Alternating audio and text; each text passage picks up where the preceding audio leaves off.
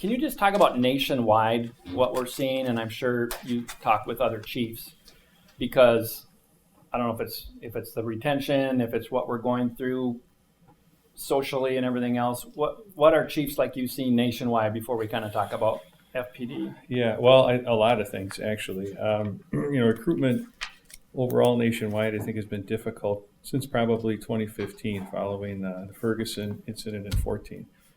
But it's got exponentially worse really the last couple of years, 2020, 2021 with the COVID, the protests, and specifically in cities that have had protests. I think you can look nationally and see those cities a little more affected by that. We've got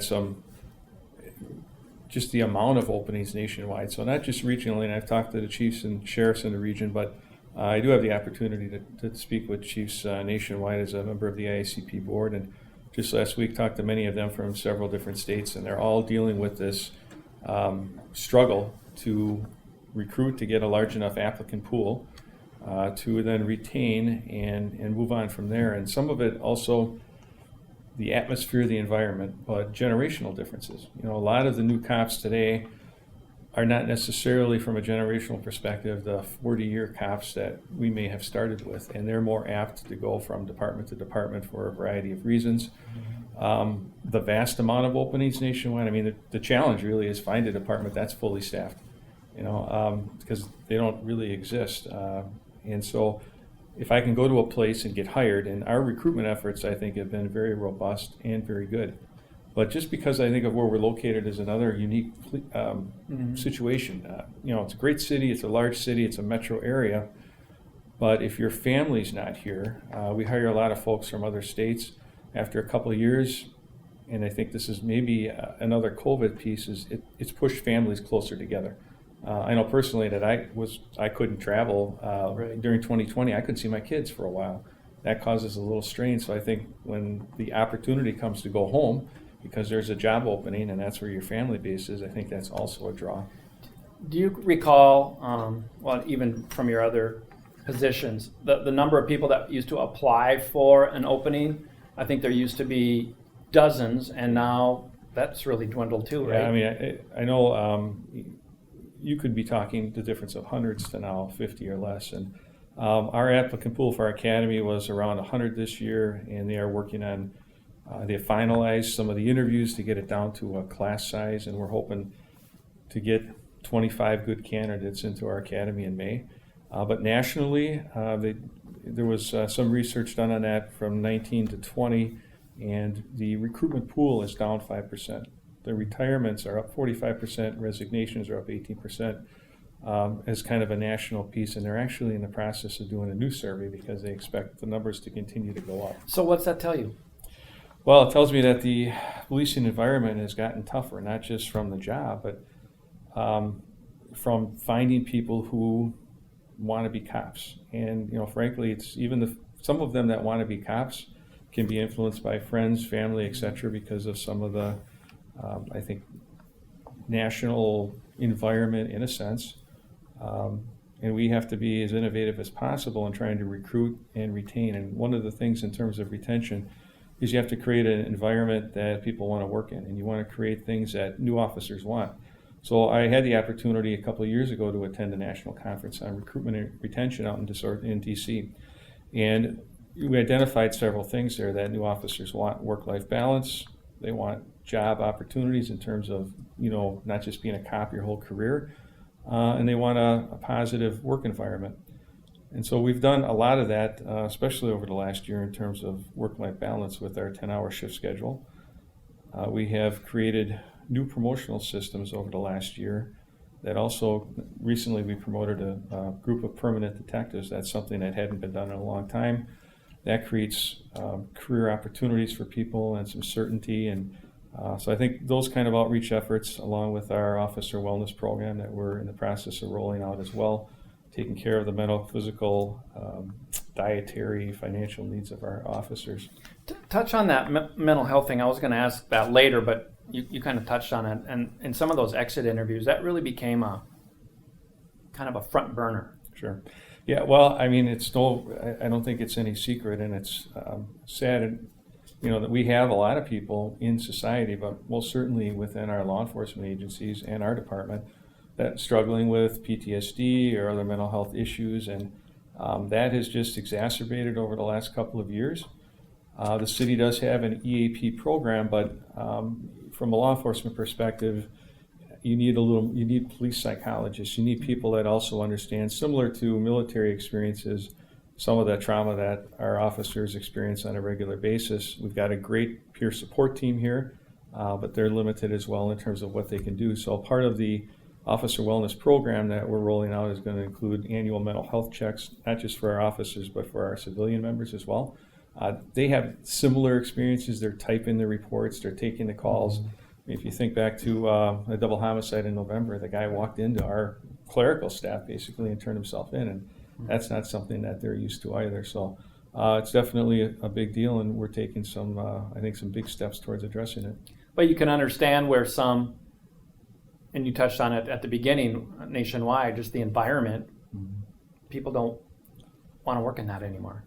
Right, and if given a chance, I mean, we're seeing a huge increase in officers who just leave law enforcement altogether. I mean, if you look at a large majority of the folks that even left our department in the last year, didn't just leave our department, they left the profession. They're going off to do completely other things than being a cop. A lot of it stress related? I think they all have their individual reasons. I think you could say stress is, anecdotally a factor. I think I hear a lot of them talk about family decisions, and just either proximity to family or just a better environment because of the stress and what it, you think about the COVID thing too. It's not just the cop. Right. I have to worry about infecting my family. That's been hugely stressful for all of them for 2 years now, and as we still kind of stumble through the Omicron thing, it's continuing. Does that 25 number concern you as far as the number who have left in this last year, or is that kind of not surprising? Well, I think in the environment, it's not surprising, and looking at, again, the vast majority that left, 16 of those 25 left the profession. 9 went on to other areas, state agencies. A couple went local. I think it's very much in line with what we're seeing nationally. We do sit down and try and talk with every person about, especially from a retention perspective. Myself and the assistant chief have been very overt in reaching out to try and retain every good employee that we can. And a lot of them will have a lot of different reasons for going somewhere different. In some instances, there's an opportunity that exists in an agency that's maybe not as busy as our agency that wasn't there before, and now it's there. And all of us are doing innovative things to hire folks. Over at Cass County, they traditionally would only hire from within their jailer section. But because of their vacancies and lack of experience, the sheriff had to be innovative, and now he started broadening the net. That grabbed a couple of our folks who, that's what they wanted to do. Going through the exit interviews, family was a big reason some left. Some retired. Others still praised the department, gave high marks. Others were critical, and I know chiefs got to have thick skin, but how do you respond to some of those that, hey, say this all comes back, on you, on leadership, and there needs to be change? How do you respond to that? Sure. Well, I wouldn't ever argue with someone's opinion. And again, I think in some cases, some of these folks have been dealing with this for a long time, and they finally reached a pinnacle, and now they've made a decision. I think the leadership team that we have in place now, I am very confident in their leadership abilities. We promoted everyone internally. Some of the agencies I've worked for, we actually brought external people in to help with some of the cultural change, but there was plenty of competence and character in our department to move these folks up. We are extremely open in terms of we're out there. We have all kinds of communication networks, from in-person briefings to one-on-ones to weekly video updates. Our shift rep committee that we meet, and that is a representative of the department, both civilian and sworn, and then our supervisory meetings. I mean, there's a lot of communication going on. Probably it's sometimes maybe more than the officers can even take in a briefing period. Right. We try and keep things concise and to the point. But I think this leadership team has made great strides in a short amount of time. And if you think about it, it's been about 13 months, and our leadership team, my exec staff team, really didn't get into place until was it October, November, something like that. And then we were also able to promote a new group of middle managers, lieutenants and sergeants. And when we talk about environment in an organization, those folks have a huge piece because they set the tone and the temperature for their shift every day. And so in some instances, there's a changing of the guard from a leadership perspective and a cultural perspective. You know, each agency goes through periods of different cultural norms, and someone new comes in and changes things. And for the most part, you know, getting a large bulk of the folks to understand why we're moving in a different direction and retaining and keeping them as part of that team is very important. But there's always a few who will go, you know, I don't want to make this change. I've now had enough, and I'm going to call it quits. And there's someone in the exit interview just said, "Hey, this wasn't for me." Right. And it wasn't a knock on the police department. It wasn't the right job. So how do you then move forward, knowing that, you know, officers talk with each other all the time? So when you have people saying that there's a toxic work environment or that it's a crisis, then how do you move that forward and so that it is a healthy work environment and you can like retain these people? Yeah, and we've actually done a lot of work on that in probably the last month or so as some of these issues have crept up. And it's really just that additional communication. So we've done attended a number of briefings, done some more videos in terms of a positive work environment and how our line officers have an equal responsibility for the environment that everyone else works in. I mean, if we're all pulling the rope in the same direction, that's a good team. You know, if I come to work every day and I have to sit next to someone who, for whatever reason, is commiserating or negative, that starts to have an adverse effect. And if that person is in a leadership role, that is exponentially worse. And so kind of navigating through all of that, you know, as I said, I think we've had an opportunity to make a lot of changes and shifting in those different positions. We're seeing it, we actually started strategic planning for the next 5 years, and we did a SWOT analysis with our shift rep team, and I thought it was really encouraging to see their interaction. So these are people, cops, civilians who are participating in the strategic planning process and identifying, hey, what's good about the department? Where do we have weaknesses? Where do we have opportunities? Where do we have threats? So I think that's an important piece. And the more we involve them, we've got a number of different committees from uniforms to policy. I think they've become part of that change. What you mentioned, number 25 that are ready to come out from the academy. Well, or no, 25 candidates in May. Can you talk on that a little bit? Sure. And we have increased our class capacity. Last year, because you have your own academy. Yeah, we run our own academy, which again, that was a really innovative move that preceded me, but certainly we're going to expand that. That was a great move on our part, because otherwise we'd be sending people to Bismarck, we'd be waiting for them to graduate, and then they come here, and we lose them, and they also don't know anything about our department. So our own academy allows us to steep them in our vision, mission, and values, allows them to know our policies and our culture as they are learning about being a cop. Hugely important, I think. So you won't get all these 25, but you could get a chunk.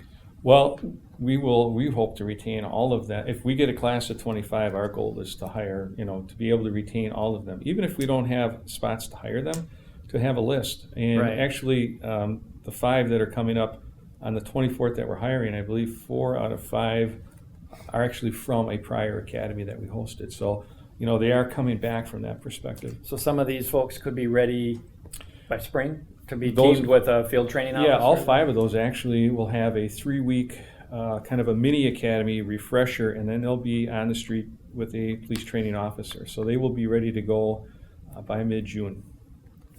Give or take a week. Okay, so I can say 5 men and women will be teamed with a field training officer by like early summer. Well, they're going to be hired on January 24th, and they will be with a field training officer by February. Oh, got it. Okay. And then they will complete their field training by mid-June to late June. Okay. And they will be on their own, so to speak, solo patrol and have the ability to fill staffing. Okay. I think that's it. Anything? How many are How many officers right now are on duty sworn? Any clue since the first of the year? Does anyone Sure. know? So the other thing to consider, yeah, so we actually added 3 positions in 2022. So 3 Okay. positions added 3 more vacancies to our count. So we have an authorized strength of 189, which is good. We just need to fill them. We have, on January 24th, we will have 20 vacancies for sworn personnel. So 20? yes, so that's 169 working, right? Quick math. I don't know. And that's sworn personnel. Yeah, so you got to. Some of that's a little difficult because Okay. you're dealing with total. So like versus sworn. today out on the street, evening and day shift, sworn officers would be how many? Well, the staffing levels between, you mean by shift or just in total? Just in total. So we would have 169 total sworn people. Now that includes, people at our ranks, sergeants, lieutenants, Okay. detectives, all those sworn positions would be in that total 189 picture. But we will be looking to fill 20 officer spots. So that you'd bump that up. Yeah, right. So once we get those 20 hired, we'd be at 189 sworn. We'd have the Okay. full. Those vacancies are all at the officer level, obviously. All of our promotions have now been made. And so as you promote people, it creates a new officer vacancy. And so that's how that kind of works. Like a So you're at domino. 169, hope to get to 189. We'll get there. What about, almost forgot about that. The one concern some people had that, I think this was during the holidays or a couple days where we were down to like 6, 7 people on dayside shift. Yeah, well, I don't know where you may get those kind of numbers from, but we have varied staffing levels because of our 10-hour shifts that provides overlaps. So there are times when we have fewer people working, and there's times when we have a lot more people working.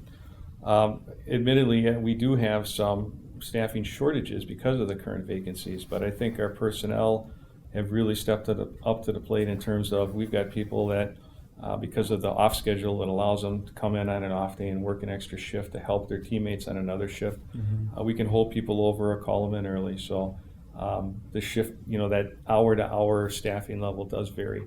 They are very busy with calls for service. And another thing that we've tried to do to help them with that, in the next month, we'll be rolling out an online reporting system, which will take about 6,500 calls for service annually out of their queue that don't require them to go in person to a call to a person, for certain things that people can report online. So that'd be a good story down the road. Oh yeah, I'd love to follow up with you on that. We're working through some IT issues to get us in a position to roll it out, but it's going to take a lot off the table. That will help them a little bit with some of the strain of trying to answer all those calls. But the reality is, there's more calls, just like in our investigations division. There's more investigations than we have personnel to get to at any one time. So job one, fill our vacancies and we've got right now 11 folks that are completing their field training that will be rolling out. That's going to help our numbers as well. So those folks have been in training for the last several months, and until they complete, they don't really count as solo officers, and that would be a big bonus there too. Will all 11 likely end up Yeah. as officers on the street? Yes. And that again is by when? Within the next month, actually. The first 8 will be done early February, and I believe the last 3 will be late February, early March. They're completing their training. And go ahead. I know a couple years ago calls for service were at 300. So does that fluctuate? Because we're at about, the number I got was 211. So I'm sure that fluctuates. Well, I think that's probably an average of the annual call. So Got it. Obviously, you know how it is. Summertime is way busier than the winter, and so I believe it was just an average of total calls for service from, it's probably a 2020 number. I don't think we have 21 yet.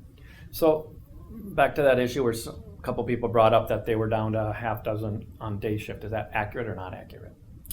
Well, I don't talk about our staffing numbers, Okay. except to say we are not at our optimal staffing numbers. And, we've got a number of beats in the city, and either through a straight shift, because except for maybe the one shift, all the other shifts have overlap. So it's not like a shift has only so many officers the whole 10 hours, because there's officers that are overlapping from the front.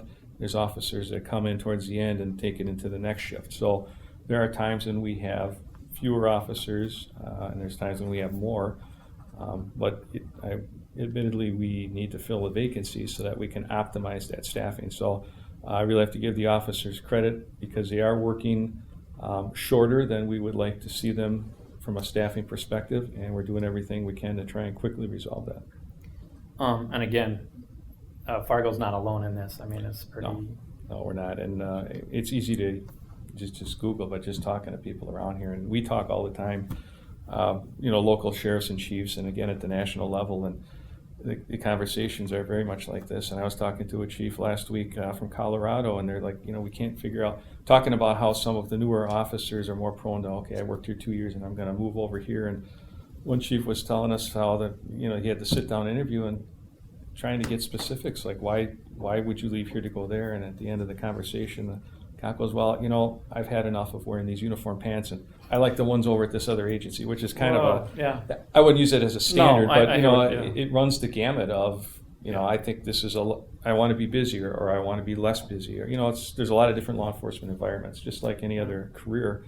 And there's a lot of other reasons that from a generational perspective, people think it's, maybe better. And in fact, in my prior positions, I've seen people leave and come back to the department because they said, well, you know what, I didn't like it over there like I thought it was. Right. We have people that have left and gone full-time military and come back to our department. So that's not out of the question either. It's just depending on what they want to do. Are the academies just fewer students too? I guess that's more of a North Dakota Post or question, but I'm just saying nationwide too. Anecdotally, the applicant pool is down quite a bit. So. Anything else you want to touch on? No, I think we're pretty good. I think other than just really complimenting and crediting our staff, our civilian staff too. They've worked short as well with the job that they're doing and the environment that we're working with, and we're trying to work together as a team. We'll get through it and get some more folks on the street as soon as we can. Great. Thanks, Chief. Okay, thank you.